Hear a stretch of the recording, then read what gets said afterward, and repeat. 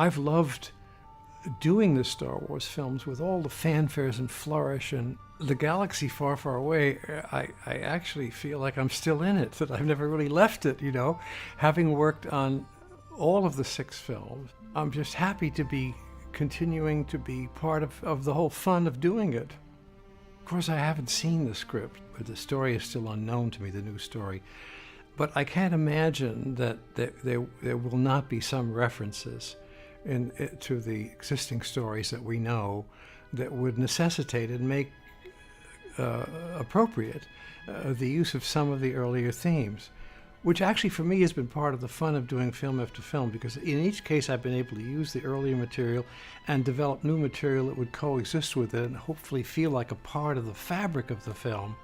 Since I don't know the story, I have to tell you and confess to you that I would always prefer not to read scripts and even not to hear stories and look at cue cards and so on, and wait for the moment of discovery with the audience of the film itself. So I'm as surprised as they are and I know where to put the surprise button, you know, having not been prepared by a script. And of course, during the first film, and I think our colleagues working on the film had no idea that there was going to be a second film, let alone a third or fourth.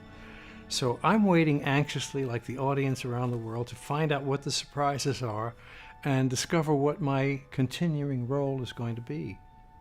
I had dinner with Kathleen Kennedy and J.J. Abrams, and they are 2 people that I think are perfectly chosen to continue George Lucas's great odyssey.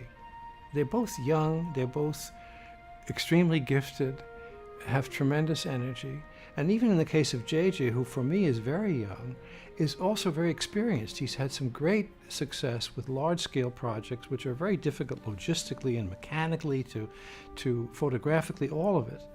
And even though he's a very young man, he brings with him a lot of expertise and a lot of great background.